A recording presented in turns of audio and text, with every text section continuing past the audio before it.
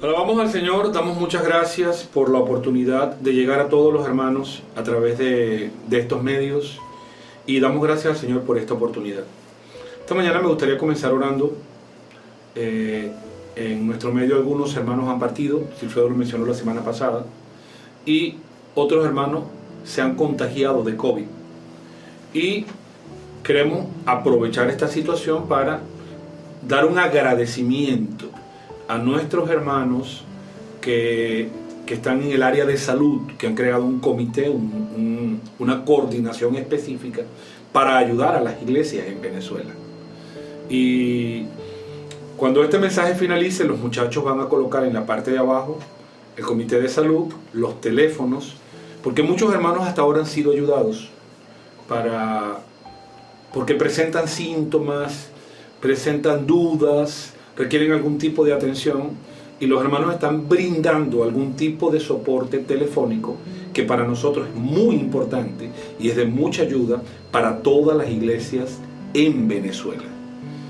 Y bien, dicho estas palabras, entonces me gustaría orar. Señor, esta mañana te damos muchas gracias y te pedimos que seas con cada hogar y también con cada hermano que tiene síntomas o se ha enfermado, con cada hermano que tiene alguna situación de salud, Señor. Principalmente aquellos que de alguna forma han sido tocados por el COVID. Pedimos que tú metas tu mano, pedimos que tu gracia nos acompañe. Tú eres nuestro Dios sanador y en ti confiamos, Señor. Te pedimos que fortalezcas a nuestros hermanos que están en el Ministerio de Salud, que bendigas a aquellos que están coordinando esta parte y que tú puedas fortalecerlos, darles sabiduría, ungir a estas personas, a estos hermanos, para que ellos puedan dar las orientaciones necesarias para el soporte de la iglesia. También consuela, Señor, en el caso de los hermanos que hemos perdido, que han partido contigo en estos últimos días. Pedimos consuelo, Señor, para la familia y pedimos que tú seas confortando cada corazón y dándonos tu gracia. En el nombre de Jesús. Amén. Bien, hermanos, continuamos adelante y ahora tenemos nosotros entonces el mensaje 10. Estamos en la serie de las promesas de Dios. El tema general de todo esto, de todo lo que estamos compartiendo es los ministros del nuevo pacto. Y vamos a comenzar con una lectura en Romanos 12 del 4 al 8, Primera de Corintios 12 del 4 al 6, Segunda de Corintios 3, 6, Efesios capítulo 4 versículos 11 hasta el 12. Dice así Romanos capítulo 12. Porque de la manera que en un cuerpo tenemos muchos miembros, pero no todos los miembros tienen la misma función, así nosotros, siendo muchos, somos un cuerpo en Cristo y todos miembros los unos de los otros. De manera que teniendo diferentes dones según la gracia que nos es dada, si el de profecía, úsese conforme a la medida de la fe. O si de servicio es servir. O el que enseña en la enseñanza. El que exhorta en la exhortación, el que reparte con liberalidad, el que preside con solicitud, el que hace misericordia con alegría. Bien, ahora vamos a leer Primera de Corintios, capítulo 12, versículos 4 al 6. Ahora bien, hay diversidad de dones, pero el Espíritu es el mismo. Y hay diversidad de ministerios, pero el Señor es el mismo. Y hay diversidad de operaciones, pero Dios, que hace todas las cosas en todos, es el mismo. También vamos a tomar 2 de Corintios, capítulo 3, versículo 6. El cual asimismo nos hizo ministros competentes de un nuevo pacto, no de la letra, sino del Espíritu, porque la letra mata, más el Espíritu vivifica. Y Efesios capítulo 4, versículos 11 y 12. Y él mismo constituyó a unos apóstoles, a otros profetas, a otros evangelistas, a otros pastores y maestros, a fin de perfeccionar a los santos para la obra del ministerio, para la edificación del cuerpo de Cristo. Bien, este mensaje voy a pedir a todos los hermanos que puedan tomar lápiz, papel, porque vamos a dar muchas herramientas que van a ser útiles para la práctica de la iglesia y quizás muchos asuntos puedan ser aclarados en cuanto al ministerio, los ministros y los servicios. En primer lugar, yo quiero mencionar que en el Nuevo Testamento 22 veces aparece la palabra ministerio. Repito, en el Nuevo Testamento 22 veces aparece la palabra ministerio. De esas 22 veces, 21 veces que aparece la palabra ministerio está en singular. Y una sola vez, que es en 1 Corintios capítulo 12, versículo 5, está en plural. Y es necesario que nosotros aclaremos por qué el singular y por qué el plural. Pero el hecho de que 21 veces de las 22 aparezca en singular debe significar algo. Debe mostrar algo significativo para nosotros. Entonces, necesitamos definir dos cosas importantes en cuanto a qué es el ministerio y en cuanto a los ministros. El ministerio en el griego es la palabra diaconía, y diaconía tiene que ver con servicio. Nosotros tenemos el legado de hermanos que nos precedieron y nos ayudaron muchísimo en cuanto a entender el significado del ministerio. Yo quiero comenzar diciendo que nuestro hermano Witness Lee, cuando nos enseñó sobre el ministerio, él dijo lo siguiente: que el ministerio es la suma de la revelación que recibimos más los sufrimientos que el ministro tiene. Es decir, para el hermano Witness Lee es una suma, es una revelación recibida, pero también en la práctica de esa revelación todas las experiencias de cruz que el ministro tiene. Eso compone el ministerio. Y quiero tomar para eso un versículo, Hechos 20, versículo 24. Pero de ninguna cosa hago caso, ni estimo preciosa mi vida para mí mismo, con tal que acabe mi carrera con gozo y el ministerio que recibí del Señor Jesús, para dar testimonio del evangelio de la gracia de Dios. Ahí Pablo dice que él quiere acabar dos cosas: su carrera, y quiere acabar el ministerio que recibió del Señor Jesús. Y en este caso, Pablo dice que no le importaba su vida, no le importa nada, simplemente que pueda cumplir aquello que recibió del Señor. Esto coincide con lo que el hermano Lee enseñaba respecto al ministerio.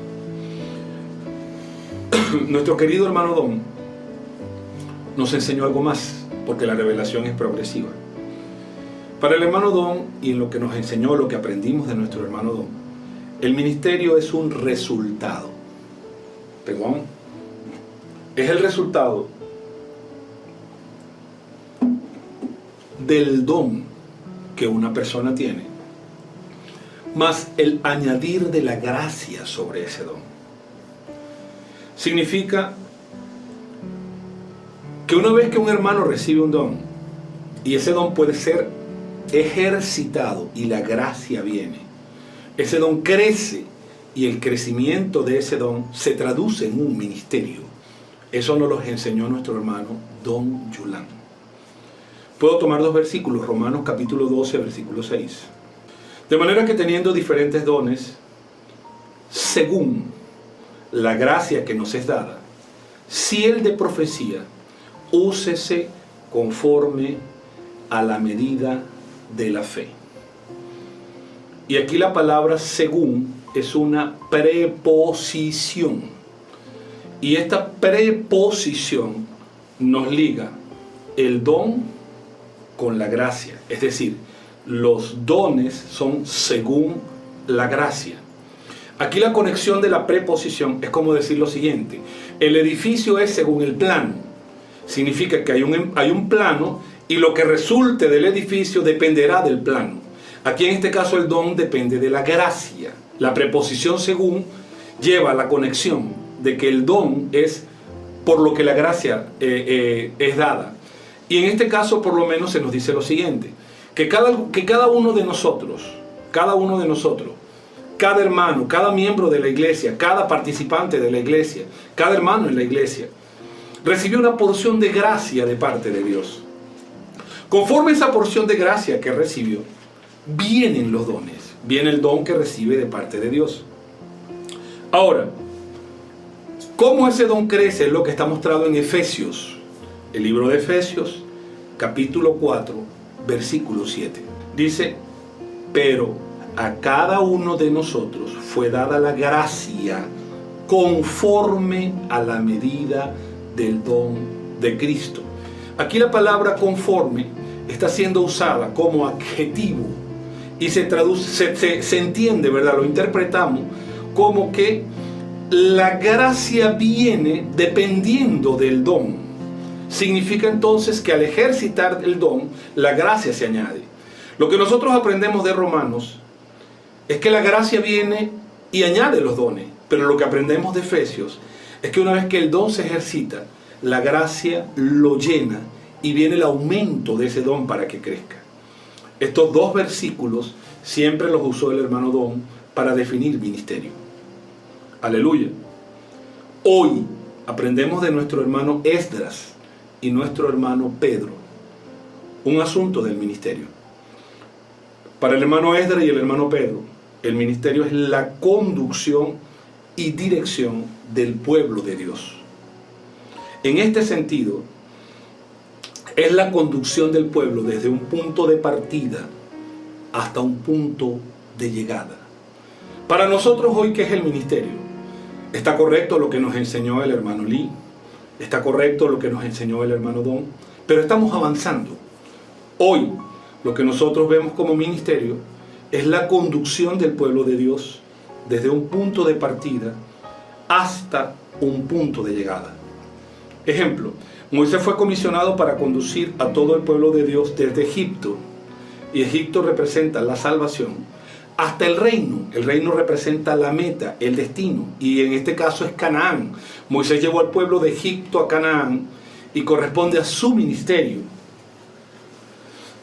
Por eso, si alguno desconoce los principios del ministerio, solo enfatizará prosperidad, milagros, manifestaciones sobrenaturales, perdiendo de vista la meta del ministerio. Y por eso entonces necesitamos definir cuál es nuestro encargo. Por lo menos podemos definir nuestro encargo en 6 puntos, que los vamos a describir en lo siguiente.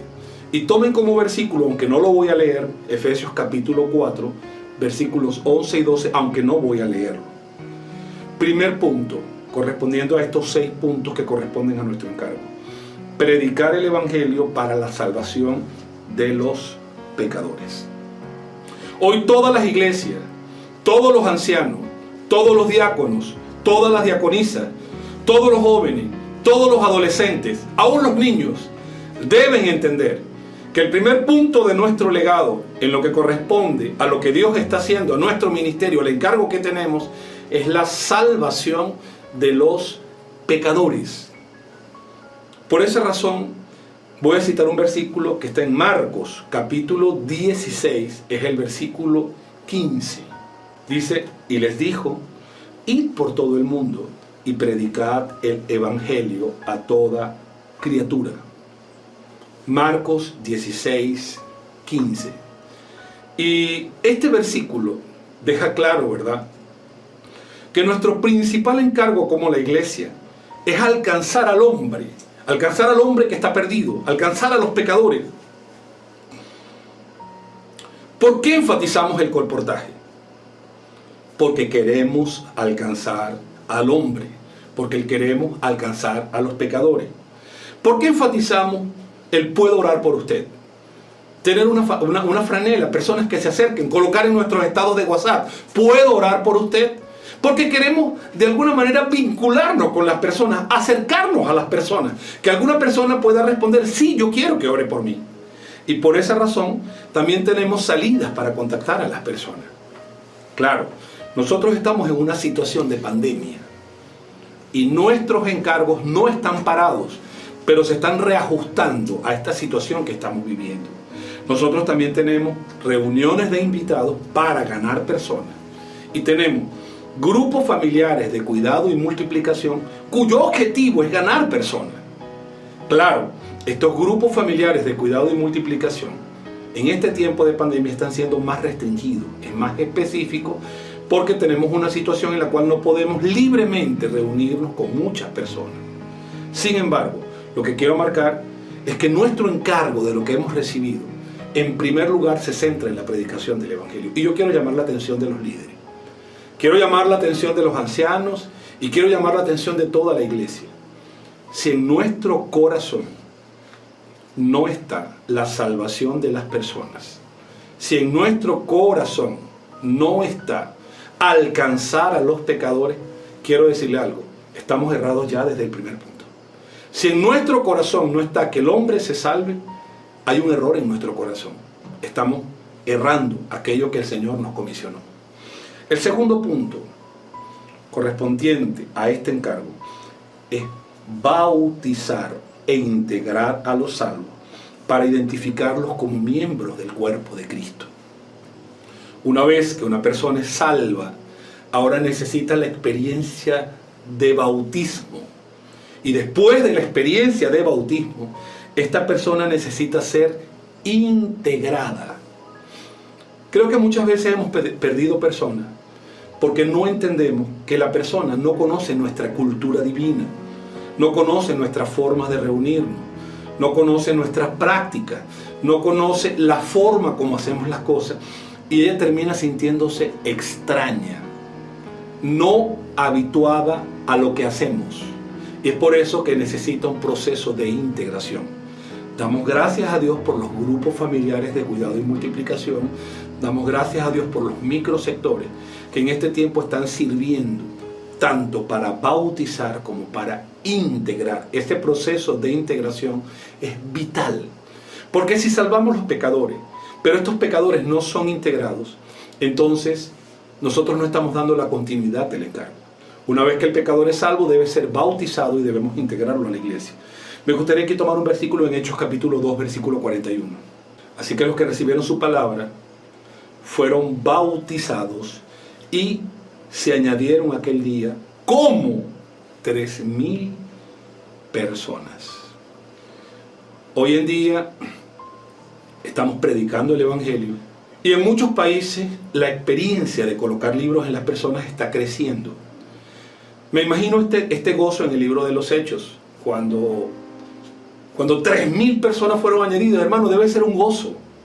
Solo que estas personas no quedaron sueltas, solo que estas personas no quedaron a la deriva. Estas personas fueron atendidas, fueron añadidas a la iglesia como 3,000 personas. El tercer punto es conducir a los convertidos a una vida de rebaño. La vida de la iglesia es una vida de asamblea. La vida de la iglesia es una vida de reuniones. La vida de la iglesia es una vida de juntarnos. La vida de la iglesia es una vida de abrazarnos. La vida de la iglesia es una vida de darnos calor. Eso es muy importante. Y los nuevos convertidos no están acostumbrados a reunirse. Por algo, hay una advertencia en el libro de Hebreos: no dejando de congregarnos como algunos tienen por costumbre. Por eso necesitamos pastores para que ayuden a los nuevos convertidos a este proceso de vida de rebaño, conducir a los convertidos a una vida de rebaño. Llevamos 3 puntos. Cuarto punto, alimentar a los salvos y perfeccionarlos. Alimentarlos tiene que ver con el crecimiento de vida. Una persona que no come no crece y necesitamos dar el alimento a las personas. Pero por otro lado, para su servicio, esta persona necesita perfeccionamiento. En cuanto a vida, alimentar. En cuanto a obra, perfeccionar. Y por eso me gustaría tomar aquí 2 versículos. Mateo 24:45. ¿Quién es pues el siervo fiel y prudente al cual puso su Señor sobre su casa para que les dé el alimento a tiempo? Aquí está alimento. Y perfeccionamiento, Efesios capítulo 4, versículo 11 y versículo 12. Dice, él mismo constituyó a unos apóstoles, a otros profetas, a otros evangelistas, a otros pastores y maestros, a fin de perfeccionar a los santos para la obra del ministerio, para la edificación del cuerpo de Cristo. Cuarto punto, alimentar y perfeccionar. Quinto punto, ayudar a los hermanos con el desarrollo de sus dones para llevarlos a servir en el cuerpo. Sexto punto, edificar a todos los hermanos con miras al reino, buscando el crecimiento de todos los hermanos hasta llegar a ser vencedores. Le dejo esos 6 puntos, los hermanos pueden rumiarlos. Eso es nuestro encargo. Ahora, estamos hablando de ministerio. Cuando comenzamos este mensaje, dijimos que 22 veces aparece la palabra ministerio en el Nuevo Testamento y que 21 veces se refiere a algo en singular. El ministerio, mi ministerio, el ministerio que recibí. Pero que hay una vez que aparece en plural, que es 1 Corintios capítulo 12, versículo 5. Y eso nos lleva a una pregunta. Ok, si hay tanto énfasis en singularizar el ministerio, por algo el Espíritu colocó 21 veces el ministerio en singular, diciéndonos algo. Pero entonces, la pregunta es, ¿por qué 1 Corintios capítulo 12, versículo 5 habla de ministerios en plural? Vamos a tratar de responder esa pregunta, comenzando por lo siguiente. Existe un único ministerio, por eso 21 veces aparece el ministerio. No existen muchos ministerios, existe un ministerio en el Nuevo Testamento. Ahora, este único ministerio es la conducción de todos los hijos de Dios hasta el reino. ¿Qué es el ministerio? Es la conducción de todos los hijos de Dios del punto A, la salvación, al punto B, el reino. Dentro de este único ministerio, gran ministerio, todos los hermanos participan. Y por eso, uno de los encargos que más nos renovó en este año que pasó, en el último año y medio que pasó, fue el encargo de inclusión, entusiasmo y excelencia. Y la inclusión nos permitió abrir puertas para el servicio de todos los hermanos. El entusiasmo mostró la alegría de todos los hermanos cuando estaban sirviendo, haciendo aquello que sentían, aquello que querían, aquello que les motivaba. Y la excelencia, cuando los hermanos en el desarrollo de su función consiguieron realmente pasar ese don de un simple don a un ministerio para la edificación del cuerpo de Cristo. Entonces, esto llevó a que muchos hermanos pudieran desarrollarse y a tener un servicio que sea tanto espiritual, porque yo quiero aclarar algo en este punto, ¿verdad? No es solamente tener excelencia, los mundanos tienen excelencia. Nosotros no solo queremos tener excelencia, queremos tener espiritualidad y excelencia. Queremos ambas cosas. Queremos que se desarrollen servicios excelentes, pero que esos servicios que se desarrollen no sean por competencia, no sean por habilidades naturales, sino que primero esté el espíritu y continúe la excelencia. Por eso, en este desarrollo, y aclarando la pregunta, surgen ministerios en plural, creo que ahora sí me estoy haciendo entender, que son el resultado del ejercicio de los dones de los hermanos hasta llegar a crecer y ser totalmente en función de la edificación. ¿Cómo sabemos que un don se está convirtiendo en un ministerio? Cuando no es algo individual, cuando no es de beneficio propio, cuando no es de competencia, cuando no es para ser visto, cuando aunque estemos agotados con lo que estamos haciendo, tenemos gozo del Espíritu Santo, tenemos paz. Entonces, todos estos ministerios son y se encajan dentro del único ministerio. Punto de advertencia: todos los ministerios están supeditados al único gran ministerio. Y ningún ministerio compite con el único gran ministerio. En el momento que cualquier ministerio compite o apunta en una dirección diferente al único ministerio, en ese momento tal ministerio se autodescalificó. Entonces, dentro de este ministerio existen 3 bloques, que son el ministerio de la palabra, el ministerio de los servicios y el ministerio de las ofrendas. Y me gustaría hablar de esto porque es muy práctico. En primer lugar, todo lo que hacemos en la iglesia y todo lo que hacemos en la obra tiene como base el ministerio de la palabra. Si nosotros de alguna forma llegamos a perder el ministerio de la palabra, nosotros perdemos nuestra base, la base por la cual estamos sirviendo. Por eso todos los hermanos tienen que dar una importancia vital, única, grande al ministerio de la palabra. Nadie puede servir si no tiene como base el ministerio de la palabra. El ministerio de la palabra es nuestra base, es nuestro fundamento. Del ministerio de la palabra partimos. Por eso, extralocalmente, los apóstoles tienen un encargo para llevar adelante el ministerio de la palabra. Pero también tenemos localmente los profetas y maestros. Por eso nosotros tenemos, en cuanto a este ministerio de la palabra ministerial. Hermanos que sirven en las iglesias, la palabra ministerial no puede ser una palabra incompleta, una palabra vacía, una palabra no sazonada. Todos los hermanos que sirven con la palabra deben entender el peso y la importancia del ministerio de la palabra. Por eso quienes comparten en la iglesia necesitan darle seriedad al ministerio de la palabra. El ministerio de la palabra requiere tiempo, requiere dedicación, requiere consagración. Y por eso entonces dentro del ministerio de la palabra se abre el ministerio de niños. Qué hermoso, hermano, servir sembrando las primeras semillas en los niños de la iglesia. Felicitamos a los que trabajan con niños, hermano, hacen un gran trabajo. Y créanme que no es un trabajo nada fácil. Son ustedes los que están dando las bases para los futuros adolescentes y jóvenes. Por eso tenemos el ministerio de adolescentes. He visto en muchas iglesias trabajos excelentes de niños. Felicitaciones. Y estoy viendo en muchas iglesias trabajos excelentes de adolescentes y jóvenes. Felicitaciones. Y queremos que esto continúe. Pero queremos advertir, el ministerio de la palabra es serio. Quienes entran dentro del ministerio de la palabra tienen que pesar la parte espiritual. Aquí también tenemos el ministerio de hermanas. Hermanas, les animamos a seguir adelante. Les animamos a emprender. Pero en su misión y entendiendo que el ministerio que están llevando adelante no es una competencia.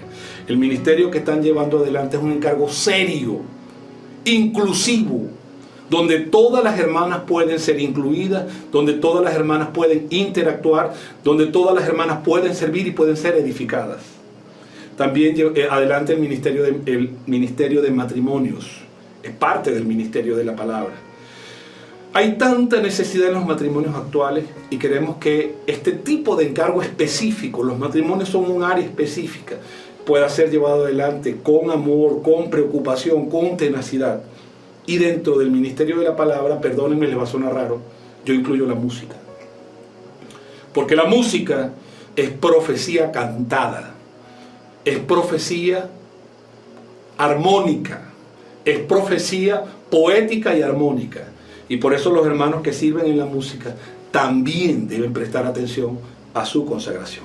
Entonces, el primer ministerio que hablamos, ministerio de la palabra. Segundo ministerio, ministerio de los servicios. Dentro del ministerio de los servicios, nosotros tenemos a nuestros hermanos ujieres, tenemos el servicio de la limpieza, tenemos el servicio de sonido. Me impresiona, hermano, cuando llego a un lugar, claro, estamos en un contexto de COVID-19, pero en nuestras reuniones me impresiona cuando llegando a un lugar, los hermanos te hacen sentir propio del lugar. Te hacen sentir que no eres extraño. Te hacen sentir que no eres alguien desconocido que está llegando a la iglesia. Me impresiona cuando una mujer abre su boca y saluda de manera cariñosa, saluda de manera afectiva a la persona que recibe y le dice: bienvenido, hermano.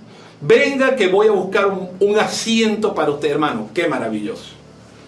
Igual los hermanos que sirven con la limpieza, los hermanos que sirven con el sonido, los hermanos que sirven con recursos audiovisuales. Hermano, nunca habíamos usado tanto los recursos audiovisuales. Quiero decirle, los hermanos de recursos audiovisuales están saturados en este momento. Y aprovecho para hacer un llamado a todas las iglesias,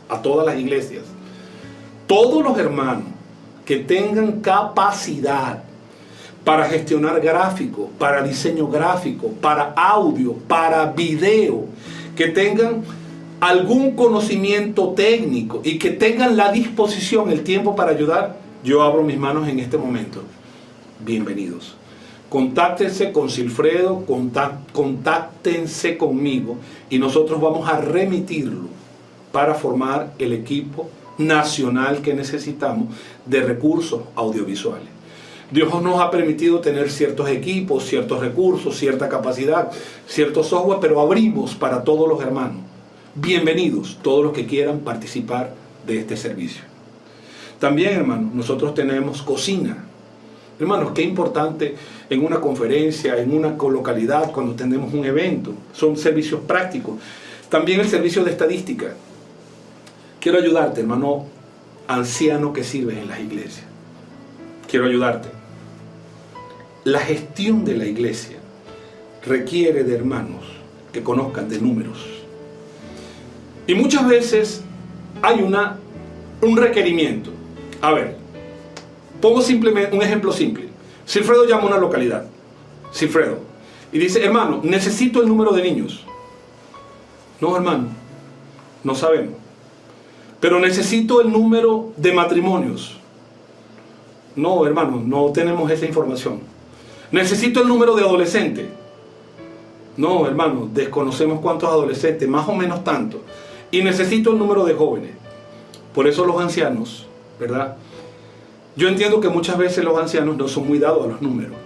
Pero quiero decirle, en su localidad hay jóvenes, hay hermanos, inclusive hermanas que son muy hábiles con los números. Y usted puede decirle, hermano, yo necesito que usted me ayude en este trabajo. Yo necesito que usted haga un listado en el computador y que cuando haya un requerimiento de una información, yo le voy a llamar a usted y voy a pedirle que me dé información. Usted va a alimentar esta data, esta base de datos, de modo que cuando haya una necesidad, a alguien se le pide esa información. De la misma forma, el asunto de datos en cuanto a ofrenda. Muchas veces los ancianos ni siquiera saben cuánto es la ofrenda que entra en una semana, en una quincena o en un mes. Y a veces eso para la toma de decisiones. Señor Jesús, protocolo, decoración y atención de eventos como servicios prácticos del área práctica. Voy a contextualizar porque no quiero que los hermanos se pierdan. Estamos hablando de un gran ministerio. Este ministerio es llevar a los hermanos de un punto A a un punto B, de Egipto hasta Canaán. Pero dentro de eso, ¿verdad? El único ministerio, empiezan a surgir ministerios. Ahora sí, ministerios coordinados en una sola dirección. No ministerios individuales, no ministerios propios, no ministerios que buscan gloria, no ministerios que buscan beneficios personales. Todos alineados en una única dirección, que es la edificación del cuerpo de Cristo para llevar a los hermanos al reino. Entonces vienen tres áreas: ministerio de la palabra, ministerio de los servicios y de último vamos a hablar del ministerio de las ofrendas. Gracias a las hermanas que tienen la delicadeza y nos han ayudado con eventos de matrimonio. Yo quiero a través de esto extenderles gracias, hermanas. Han sido muy útiles cuando nos han ayudado a decorar nuestros locales, a hacer un postre, a colocar el mantel adecuado, a colocar la cortina mejor colocada, a decorar el local. Créanme que aunque son detalles, han sido muy importantes para los matrimonios que nos han visitado y que posteriormente hemos ganado. Sigan adelante. Y también la mesa del Señor. Hermanos que están sirviendo en la mesa del Señor, solo una observación tengo que hacerles para toda Venezuela. Sean más inclusivos. Veo localidades donde por 10 años, 15 años, 20 años, solo una hermana hace el pan. Eso no está correcto, hermano. Eso no está correcto. Abre espacio para que otras hermanas que estén en condiciones normales puedan también hacer el pan de la mesa. Y para que otros hermanos puedan servir en la repartición del pan, en lo que tiene que ver con las mesas del Señor. Ok, y voy al último punto de esto que estamos hablando, que es el ministerio de las ofrendas. Señor Jesús, el Evangelio es gratuito y por eso ninguno de nosotros tuvo que pagar nada cuando recibió al Señor. El Evangelio es completamente gratis. Tú y yo lo recibimos por gracia. Recibirlo por gracia no significa que no costó, significa que tú no lo pagaste. Tú recibiste lo que el Señor pagó. El precio fue muy alto, solo que tú no lo pagaste, lo pagó el Señor. Y expandir el Evangelio en esta tierra es extremadamente costoso. Llevar adelante el encargo de edificación es costoso. Llevar adelante todo lo que tiene que ver con la edificación de la iglesia es costoso. Y es por eso que la iglesia, de manera normal, tiene diezmos, tiene ofrendas y tiene votos. Claro, hago una aclaración y añado un punto de equilibrio. Nuestras ofrendas, nuestros diezmos, nuestros votos son voluntarios. Nadie está obligado a ofrendar. Simplemente queremos animarte y motivarte. ¿Por qué? Porque la ofrenda es la tercera pata del trípode: ministerio de la palabra, ministerio de los servicios y ministerio de las ofrendas. ¿Con qué pagamos el alquiler del local? Respóndeme. ¿Con qué se paga el aire acondicionado? ¿Con qué se pagan las sillas, el púlpito, los micrófonos y todo lo que se hace dentro del servicio de la iglesia? Por eso, en el desempeño de la predicación del Evangelio y de la edificación en la tierra se requieren ofrendas. Animo a los hermanos a ofrendar, a diezmar y a hacer votos voluntariamente. Señor Jesús, de la misma forma, llevar adelante la obra, coordinar a las iglesias, es muy importante, pero quiero decirle, todo esto tiene un costo. Voy a poner un punto de equilibrio aquí importante. No ofrendamos porque haya necesidad. Si tú ofrendas porque hay necesidad, perdóname, tu mente es muy pobre. No puedes ofrendar. Voy a esperar que se caiga el techo del local. Cuando se caiga yo ofrendo. Voy a esperar que haya un hermano que tenga un cáncer para ver si ofrendo. No, hermano, no. No ofrendamos porque hay necesidad. Tampoco ofrendamos porque nos sobra dinero. Si esperas que te sobre dinero para ofrendar, quiero decirte lo siguiente: nunca vas a ofrendar, porque nunca el dinero va a sobrar. Y no ofrendamos porque haya personas necesitadas. Si bien puede que hayan personas necesitadas en la iglesia, si bien puede que haya necesidades, o si bien puede que nos sobre dinero, no son las causas por las cuales ofrendamos. Y quiero darte un versículo que va a marcar tu corazón. Marcos capítulo 12, versículos 41 hasta el 44. Estando Jesús sentado delante del arca de la ofrenda, detente allí. Estando Jesús sentado delante del arca de la ofrenda. ¿Por qué Jesús estaba sentado delante del arca de la ofrenda? ¿Qué hacía Jesús sentado allí? Él estaba mirando los corazones. Él estaba mirando quiénes se acercaban. Porque estaban en el templo. ¿Qué personas se estaban acercando? ¿Y cuál era su corazón? Miraba cómo el pueblo echaba dinero en el arca. Y muchos ricos echaban mucho. Los primeros que pasaron, hermano, eran personas de dinero. Y por supuesto ellos tenían de sobra y ellos echaban. Hermano, pero este pasaje: vino una viuda pobre. En esta mañana, tú eres la viuda. Tú no eres el rico. Y echó 2 blancas. O sea, un cuadrante. Hermano, eso no era nada. Delante de lo que los otros habían dado no era nada. Pero esa era la realidad de esta viuda. Esa era su verdad. Entonces, llamando a sus discípulos, interesante. El Señor primero se sentó, observó y después llamó a los discípulos. Y hoy en la mañana el Señor también se sentó, observó y ahora los está llamando a ustedes. Les dijo: de cierto os digo, esta viuda pobre echó más que todo. Ella entendió el principio de la ofrenda. Los que han echado en el arca, verso 44, porque todos han echado de lo que les sobra. Y yo te hago una pregunta, hermano. ¿Será que tú ofrendes de lo que sobra? Porque esta viuda no echó de lo que sobraba. Y muchos hermanos están esperando que sobre para echar. Pero esta de su pobreza echó todo lo que tenía, todo su sustento. Y esto es un principio espiritual. Bien, entonces, habiendo agotado el espacio del ministerio, quiero reforzar un punto: ministerio de la palabra, ministerio de los servicios, ministerio de las ofrendas. Pero en cuanto a los ministerios, en primer lugar, en cuanto a los ministros, ¿verdad? Porque hablamos del ministerio, ahora los ministros.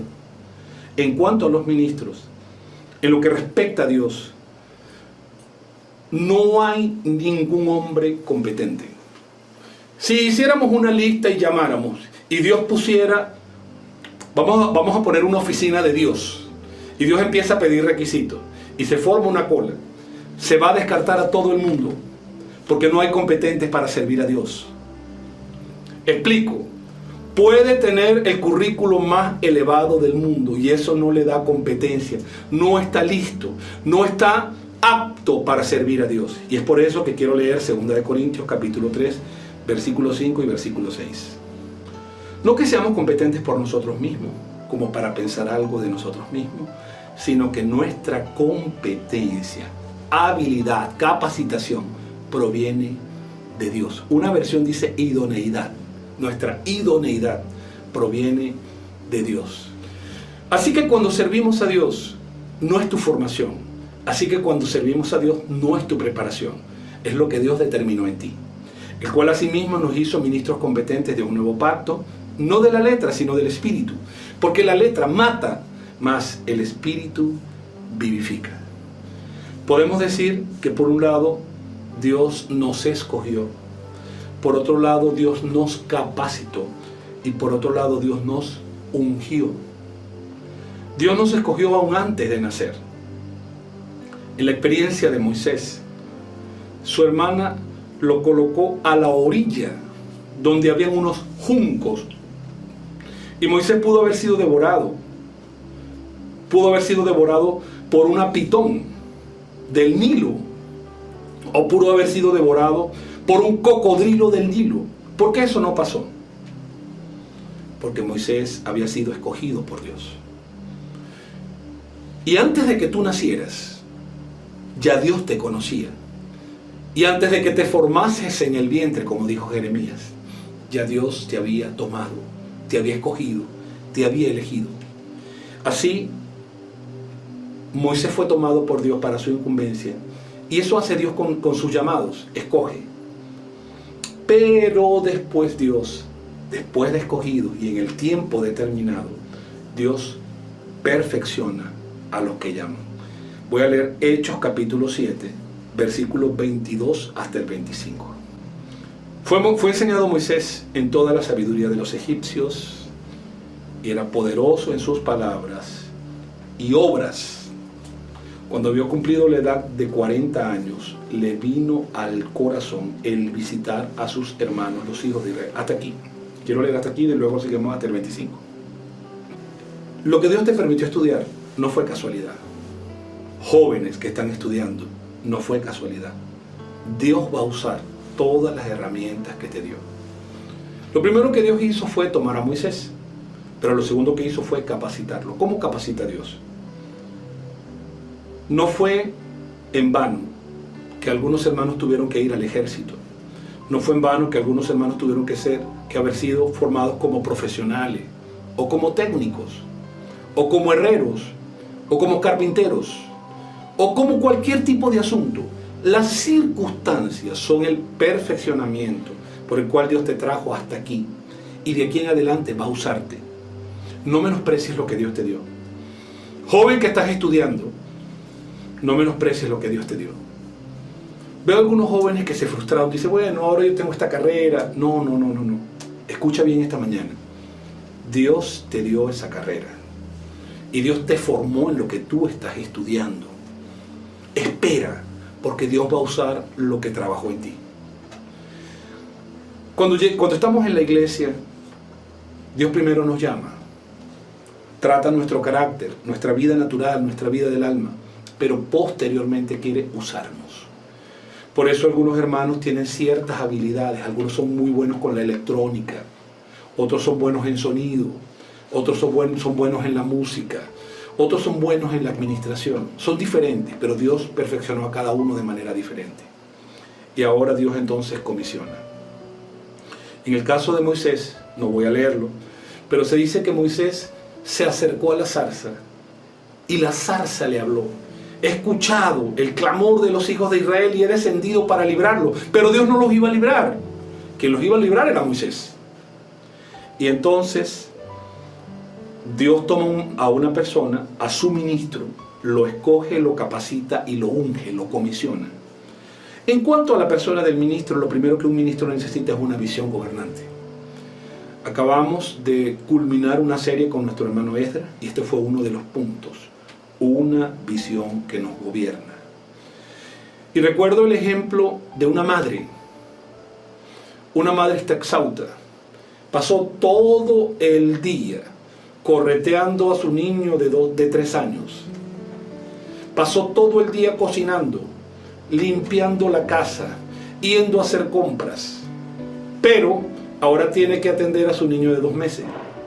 Y ahora, cuando va a atender a su niño de 2 meses, a su niño de 3 meses, ella no puede decir, bueno, me agoté, me cansé.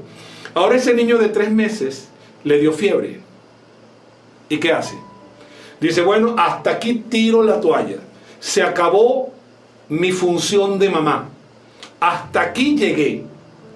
Con todo el cansancio, no habiendo dormido, la madre atiende al niño y le cura la fiebre. A ella no le importa su cansancio. A ella no le importa que los músculos le duelan. A ella no le importa su dolor de cabeza. Y así son los ancianos, los ministros. No pueden pensar de otra forma. Tenemos una visión gobernante. Un ministro también ejercita el espíritu. Nuestra función no es solamente práctica, hermano. Todos los que sirven deben ejercitar el espíritu. Y deben tener un encargo. El encargo nace, el encargo arde. No te deja quieto, es como un fuego adentro. Y necesitan fidelidad. Ya ahorita sí estoy corriendo porque estoy contra el tiempo. Advertencias. Advertencias. Hebreos capítulo 3, desde el 7 hasta el 19, nos da una serie de advertencias.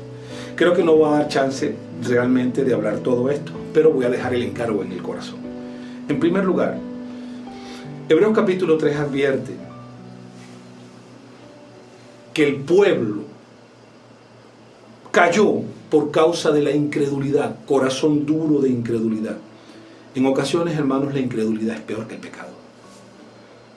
Porque el pecado, cuando tú pecas eres consciente y te arrepientes. Pero con la incredulidad quizás no eres tan consciente y no es tan fácil arrepentirte.